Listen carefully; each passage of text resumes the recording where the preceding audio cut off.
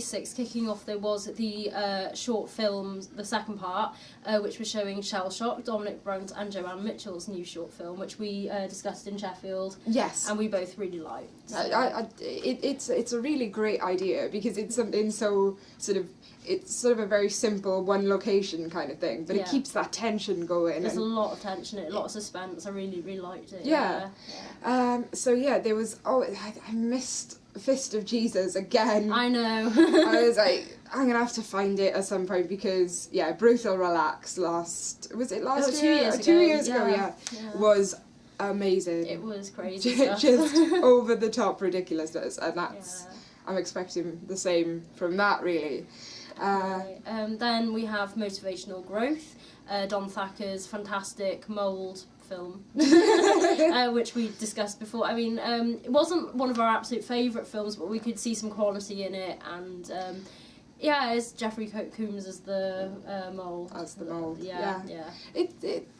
It's a weird one. It was the only thing, if you have to narrow it down to one word, it'd be, that's weird. Yeah, definitely a strange one, a bit obscure, interesting. I mean, they had those sequences where it was like a video game, like an old school video game, which were quite, innovative. It was something different to add in there, and it kind of it's like it breaks the fourth wall, definitely. Oh yeah, constantly. It's an interesting little film, but so we'll see how that goes down here, because I think it was quite a big hit in Sheffield, so definitely be interested to see if the audience respond the same.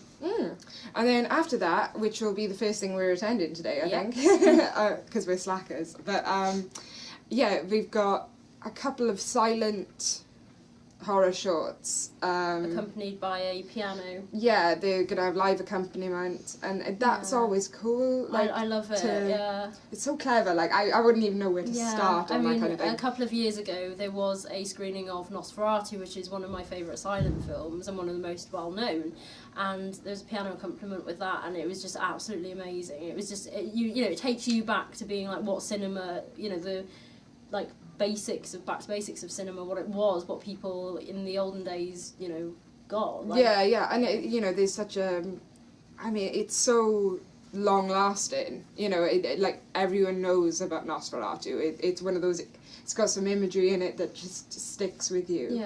Same with Cabinet of Dr. Caligari. It's one of those sort of all these sort of really stylistic, groundbreaking films, and that's the thing. Groundbreaking films never really get lost. No, because someone will always remember them. So this year they're doing something different. They've got about 4 short films, I believe. Yeah, they're not big on runtime, so you can get a few in there. So it's really nice. That'll be something different and interesting, because obviously the score will change for which films is on. So that should be very, very cool. And then we have one of our favourite films from Celluloid Screams, which was Chimère. With a Q&A from the director. And the lead actress, who is fantastic. Yes, she is, we really, really can't say enough good things about that film. Just go see it and check out our reviews on it. Definitely see it. My Celluloid Screams review of it is in here, so if you pick up a daily. Yeah, the Abertoir dailies are great. They've got they compile the sort of best of tweets for the day before, and they have all the audience rankings in there, which is quite cool. So following on from Chimère, there's a theatre production which shows you just how sort of diverse Abertoir is.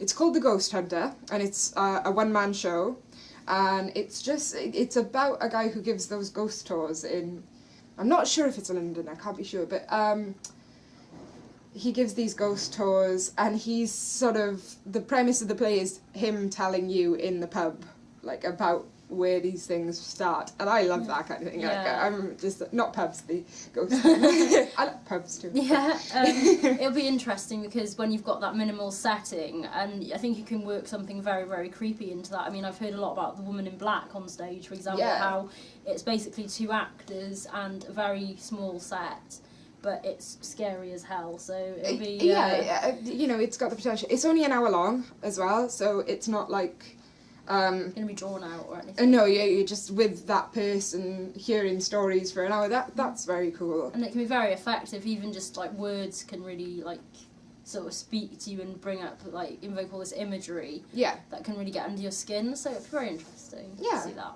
So following on from that is the closing film Soulmate. Soulmate. I'm excited for this one. Same. We've got a Q&A from the lead actor and actress, I think, as well. So it's Axel Carolyn's first feature, I believe, and it's a ghost story. Yeah, which is like closing everything, because we've had a very big ghost theme this year.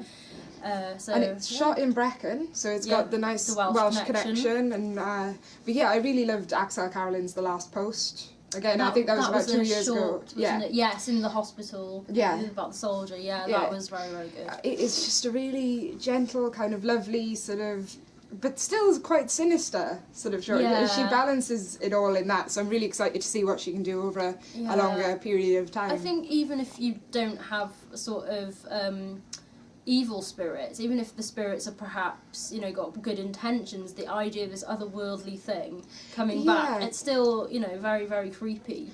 Do you know what scares me is the fact that there could be something there that could cause harm to you, but for whatever reason it decides no. Yeah. But you've got that thing that anytime they want to, it's like the hand holding from The Haunted. Oh, of course. Like, there's like a threat there, but there's nothing so horrible. Like, he doesn't, the spirit doesn't break her hand. It's just reminding her that it could. Like, now if you could imagine sort of seeing a spirit just stood there, and it's just, you don't expect it, and it's just stood in front of you, that is just disturbing enough. I mean, forget jump scares in these films. If you have a subtle scare like that, it's... Yeah, I'm sure there were a couple of moments in The Forgotten yesterday, which I really enjoyed, where you just see something in the background, but without a massive noise.